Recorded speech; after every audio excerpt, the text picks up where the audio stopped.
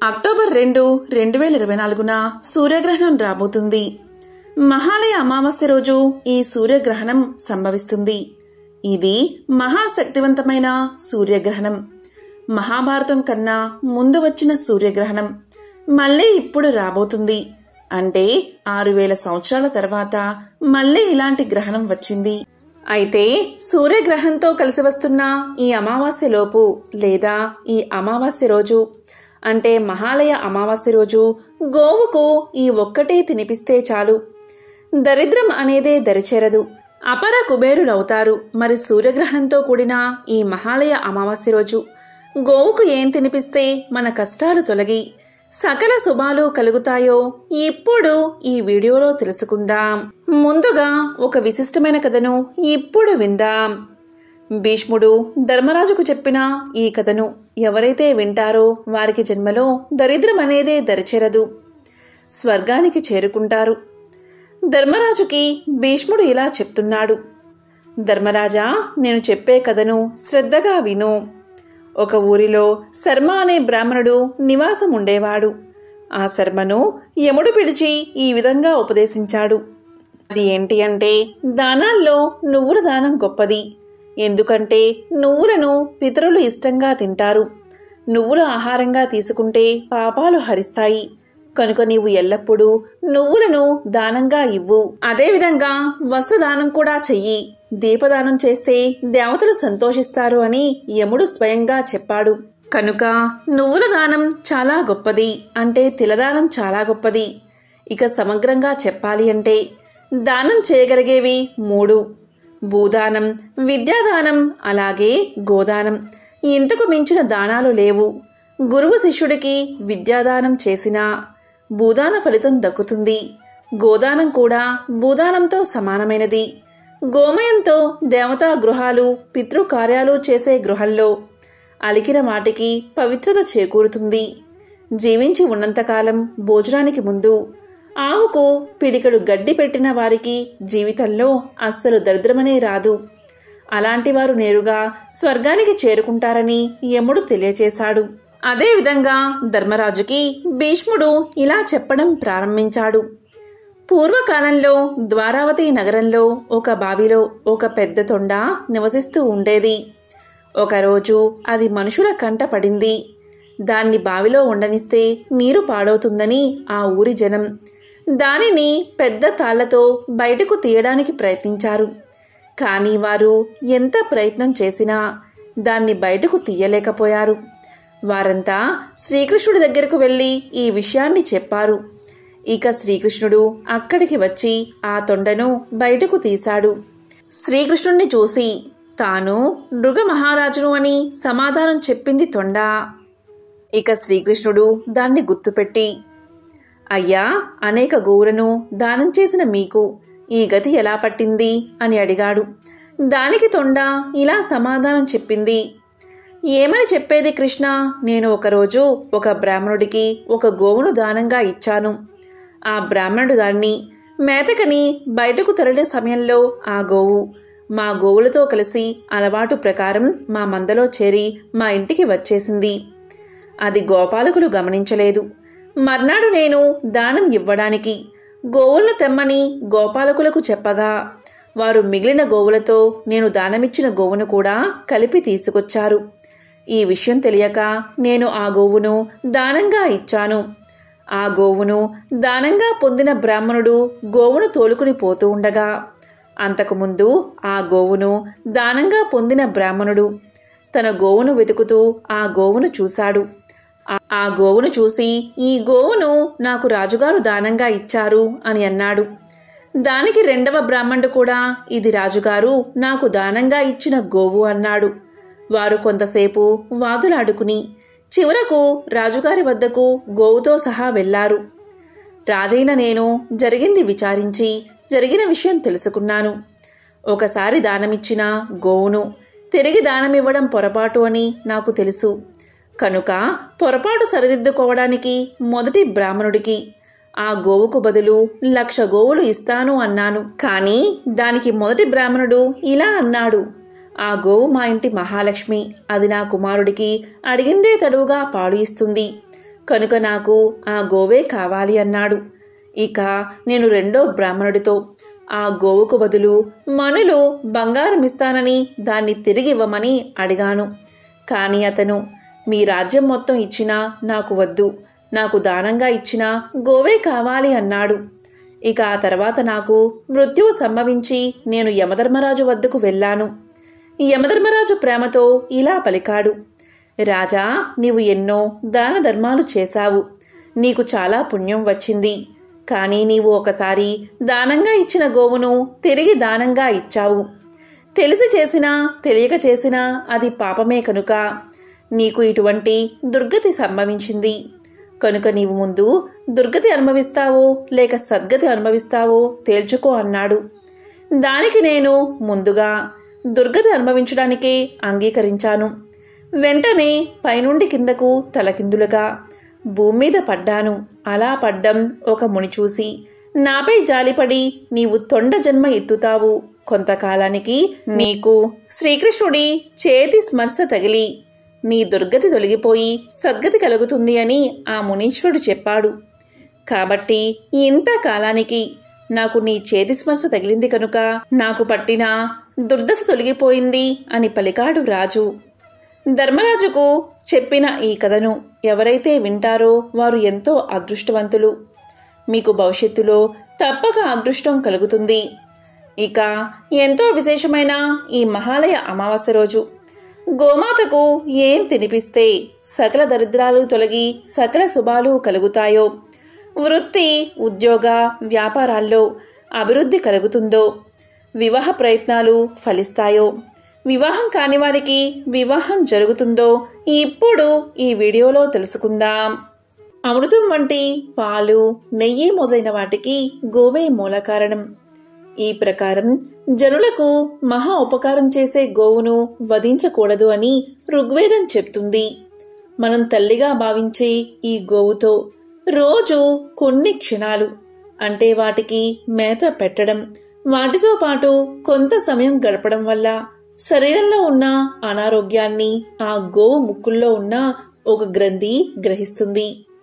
గోవు మేతకు వెళ్ళినప్పుడు మన రోగ నివారణకు కావలసిన మూలికలను, గడ్డిని తిని అందుకు తగిన విధంగా పాలు ఇస్తుంది. ఆ పాలు తాగడం వల్ల మన వ్యాధి నయమవుతుంది. ఇది మహా అద్భుతం. అందుకే ప్రతి ఇంట్లో ఒక గోవు ఉంటే దైవం మన వెంట ఉన్నట్లే అని పురాణాల్లో చెప్పారు. ప్రపంచంలోని ఇతర గోజాతులకు మన దేశ గోజాతులకు ముఖ్యమైన తేడా ఏంటి అంటే మన గోవుకు సూర్యకేతు నాడి ఉండడమే. ఈ నాడి 9 గ్రహాలు 27 నక్షత్రాల నుంచి విశ్వశక్తిని గ్రహిస్తుంది. అందుకే గోవులు అన్ని వాతావరణాలకు తట్టుకుని జీవిస్తాయి.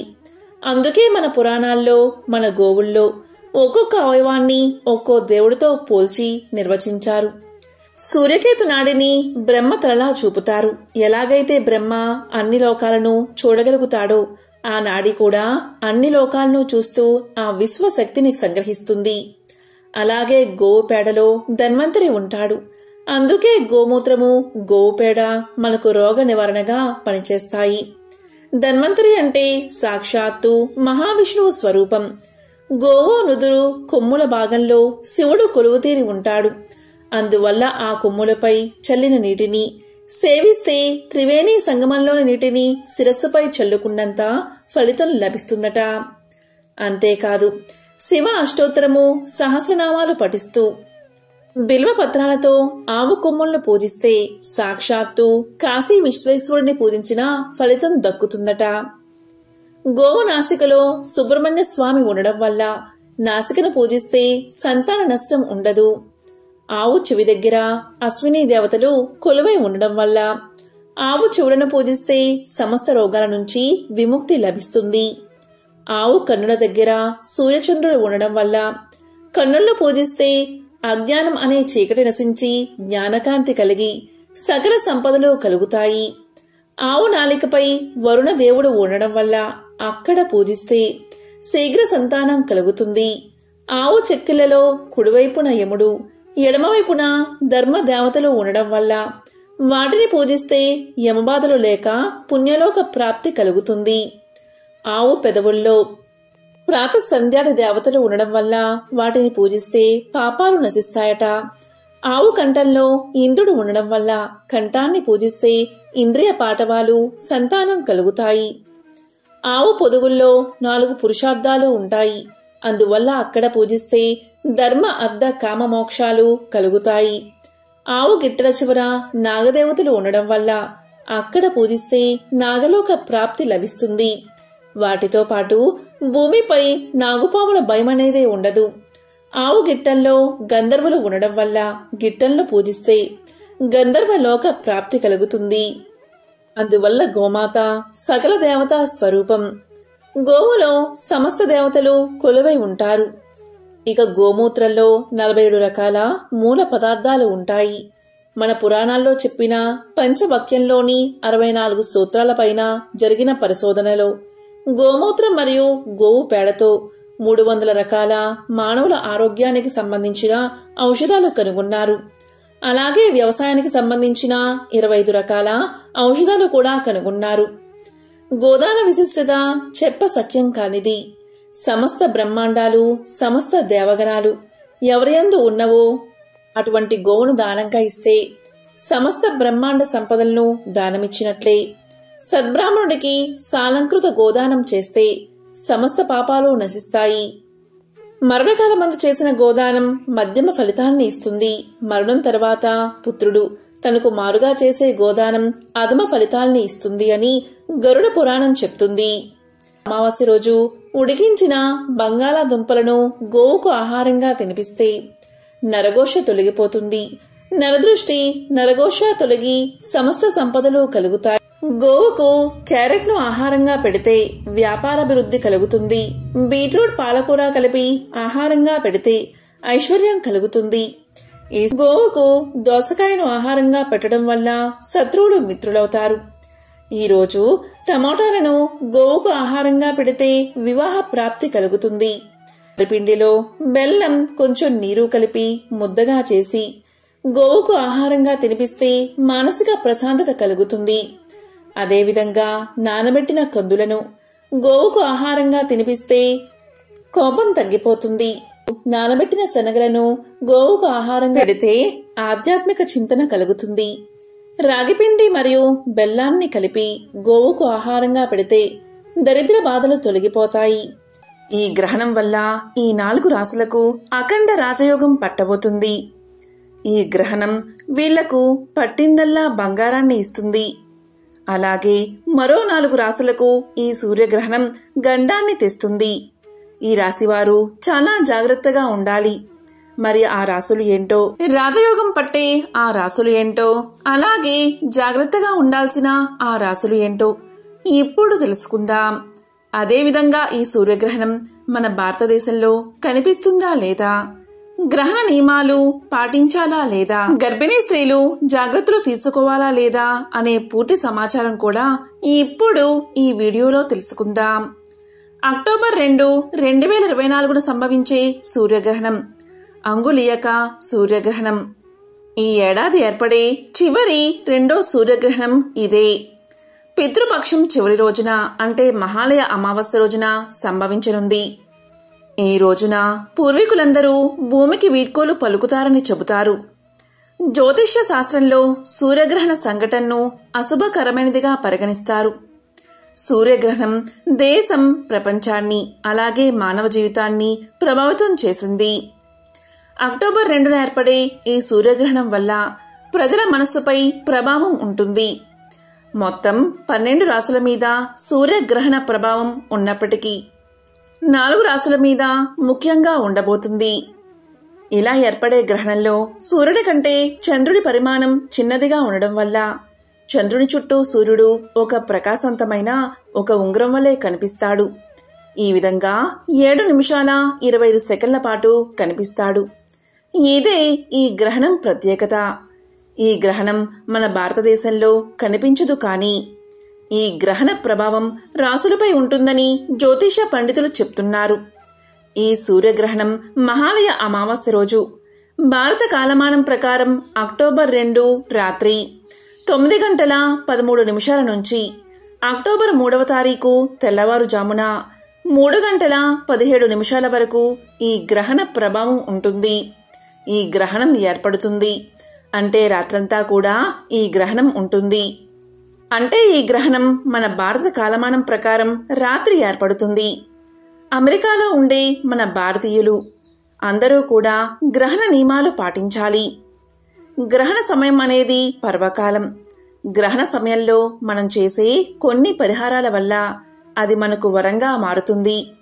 మన జీవితంలో అరిష్టాలు తొలగిపోవాలి అంటే గ్రహణ సమయంలో మనం దేవతలకు, యక్షిణీ దేవతలకు శక్తిని ఇవ్వగలిగితే ఆ గ్రహణ సమయం అయిపోయాక ఆ దేవతలు మనకు తిరిగి శక్తిని ఇస్తారు. ఈ గ్రహణం ఎవరెవరికి బాగోలేదు. ముఖ్యంగా ఈ గ్రహణం హస్త నక్షత్రం యొక్క 1-2వ పాదంలో జరగబోతూ ఉంది. హస్త నక్షత్రం వారికి ఈ గ్రహణం మంచిది కాదు. అనారోగ్య సమస్యలు వస్తాయి, విపత్తులు వస్తాయి, మీ మీద అబండాలు వేయడం, అవమానాలు జరగడం ఇవన్నీ జరుగుతాయి. ఆస్తి నష్టం, వ్యాపార నష్టం జరుగుతుంది. అక్టోబర్ 18వ తేదీ వరకు బాగుండదు. అక్టోబర్ 2 నుంచి అక్టోబర్ 18 వరకు మీకు సమయం బాగోలేదు. మరలా ఆశ్వయుజ పౌర్ణమి వరకు పూర్ణ చంద్రుని దర్శనం చేసుకునే వరకు ఈ దోషం ఉంటుంది. ముఖ్యంగా కన్యారాశి, మీనారాశి వారికి ఇది వర్తిస్తుంది. అందువల్ల కన్యారాశి వాళ్ళు చాలా జాగ్రత్తగా ఉండాలి. ఇక మీనరాశిలో రాహు సంచారం వల్ల ఈ రాశి వాళ్ళు కూడా అప్రమత్తంగా ఉండాలి. ఏ రాశులకు ఈ గ్రహణం బాగోలేదు అంటే కన్యారాశి, సింహరాశి, మీనరాశి, మేషరాశి ఈ 4 రాశుల వారికి ఈ గ్రహణం బాగాలేదు. వీళ్ళు ప్రపంచంలో ఎక్కడ ఉన్నా సరే వారికి ఈ గ్రహణం వర్తిస్తుంది. ఈ గ్రహణం చూసేవారికి 100% ఎఫెక్ట్ ఉంటుంది. గ్రహణం ఎక్కడైతే కనబడదో వారికి 50% మాత్రమే ప్రభావం ఉంటుంది. ఇక ఈ రాశుల వారికి తరచుగా బంధుమిత్ర కలహం, అనారోగ్య సమస్యలతో మానసిక, శారీరక శాంతి లేక ఇబ్బందులు పడతారు. విపరీతమైన ధన వ్యయంతో రుణబాధలు కలుగుతాయి. రుణం తీర్చడానికి కొత్త రుణాలు చేయవలసిన పరిస్థితి ఏర్పడుతుంది. అనుకున్న పనులన్నీ వాయిదా పడతాయి. భార్యాభర్త, సంతానాలతో విభేదాలు ఏర్పడతాయి. భార్యాభర్తల మధ్య అన్యోన్యత తగ్గి విడాకుల వరకు వెళ్తారు. ఆస్తులు అమ్ముకోవాల్సి వస్తుంది. మాట పట్టింపులతో బంధువులతో కలహాలు ఏర్పడతాయి. మనస్పర్ధలు పెరుగుతాయి. మనోనిశ్చయం తగ్గుతుంది. మీరు డబ్బు ఇచ్చింది కాక మీరే బాధపడాల్సి వస్తుంది. ధైర్యం తగ్గి అలజడికి గురవుతారు. సరైన సమయానికి నిద్ర, ఆహారం లేకుండా అనారోగ్యానికి గురవుతారు. తరచుగా ఔషధ సేవనం జరుగుతుంది. బంధువుల మధ్య అపఖ్యాతి ఏర్పడుతుంది. ధనం నిలవక ఖర్చవుతుంది. మనోధైర్యం తగ్గుతుంది. రుణబాధలు పెరుగుతాయి. సాంకేతిక సమస్యలతో ఉన్న ధనం కూడా అవసరానికి అక్కరకు రాకుండా ఆశ చూపించి మోసం చేసే వ్యక్తులు మీకు తారసపడతారు. మీ ప్రమేయం లేకున్నా మీరు నిందలు పడాల్సి వస్తుంది. పోలీసు కోర్టు కేసునందు ఇరుక్కునే అవకాశముంది. విలువైన వస్తువులు పోగొట్టుకునే అవకాశముంది. దొంగల భయం కలుగుతుంది. విలువైన డాక్యుమెంట్లు, ఆభరణాలు, వస్తువులు పోగొట్టుకుంటారు. మీరు కొన్న కొన్ని వస్తువులు పనికిరాకుండా పోతాయి. కాబట్టి ఈ రాశుల వారు జాగ్రత్తగా ఉండి గ్రహణ సమయంలో దైవారాధన చేస్తే గ్రహణ ప్రభావం తగ్గుతుంది. మరి ఈ గ్రహణం వల్ల ఎవరికి మేలు జరుగుతుంది అంటే కర్కాటక రాశి, మిథున రాశి, కుంభరాశి, వృశ్చిక రాశి ఈ 4 రాశుల వారికి ఈ గ్రహణం మేలు చేస్తుంది. ఈ గ్రహణం జరిగే చోట 100% మేలు జరుగుతుంది. ఎవరికైతే కనబడదో వారికి 50% మేలు జరుగుతుంది. ఉద్యోగంలో ప్రమోషన్లు చూస్తారు. భూలాభం కలుగుతుంది. గృహలాభం కలుగుతుంది. ఆస్తిపాస్తులు బాగా కలిసి వస్తాయి. సమస్యలన్నీ తొలగిపోతాయి. విద్య, ఉద్యోగం, వ్యాపార రంగాల్లో బాగా కలిసి వస్తుంది. శత్రు బాధలు నశించిపోతాయి. విశేషమైన రాజయోగం కలుగుతుంది. పడ్డ కష్టాలన్నీ తొలగిపోయి మంచి ఫలితాలను ఇస్తాయి. ఈ రాశుల వారికి పట్టిందల్లా బంగారం అవుతుంది. నిరుద్యోగులకు ఉద్యోగాలు వస్తాయి. వ్యాపారస్తులకు ఇక నుంచి కలిసి వచ్చి అన్ని లాభాలు అందుకుంటారు. కొందరు ముఖ్యమైన వ్యక్తులు దగ్గరవుతారు. రాజకీయ రంగంలో ఈ రాశి వారికి ఎదురే ఉండదు. ఉన్నత పదవులు వస్తాయి. మీరు కొనుగోలు చేసిన స్థిరాస్తి పెరుగుతుంది. మహోన్నతమైన ఆశయాలు కలిగిన వ్యక్తితో కలిసి పనిచేయాలనే మీ కోరిక ఫలిస్తుంది. విద్యార్థులకు ఉత్తమ ఫలితాలు వస్తాయి. మీరు కోరుకున్న మంచి ఉద్యోగం లభిస్తుంది. వీరు నిత్యం లక్ష్మీదేవికి దీపారాధన చేయడం వల్ల అన్ని పనుల్లో విజయం కలుగుతుంది. ఎంతో విలువైన భూమి మీకు తక్కువ ఖర్చుతోనే మీ సొంతమవుతుంది. ఆకస్మిక ధనలాభం కలిగే అవకాశాలు ఉన్నాయి. ఈ ఇంట్లో ఆర్థిక ఇబ్బందులు తొలగి డబ్బుకు ఇబ్బంది లేకుండా ధనం కలిసి వస్తుంది. వృత్తి ఉద్యోగాల్లో మీ బరువు బాధ్యతలు పెరుగుతాయి. కష్టపడి పనిచేయడం వల్ల అన్ని పనుల్లో విజయాలు అందుకుంటారు. శుభకార్యాలు ఆటంకం లేకుండా జరుగుతాయి. పెళ్లి ఆలస్యం అయ్యేవారికి ఈ సంవత్సరం పెళ్లి గడియలు వచ్చినట్లే. మీ ఆధ్వర్యంలో నిర్వర్తించే విద్యా సంస్థలు, సేవా సంస్థలు పురోగమనంలో ఉంటాయి. ఆధ్యాత్మిక రంగంలో ఉన్నవారికి మంచి పేరు ప్రఖ్యాతలు, ధనము లభిస్తాయి. మీ భాగస్వామితో ఏ పనైనా మొదలు పెడితే అది 100% విజయాన్నే కలిగిస్తుంది. తాత్కాలిక ఉద్యోగాలు చేస్తున్న వారికి శాశ్వత ఉద్యోగాలు కలుగుతాయి. ఈ గ్రహణం వల్ల మధ్యస్థ ఫలితాలు కలిగేది మకర రాశి వారికి, ధనస్సు రాశి వారికి, వృషభ రాశి వారికి, తులారాశి. కాబట్టి ఈ గ్రహణం కన్య, సింహ, మీన, మేషరాశి వారికి బాగోదు.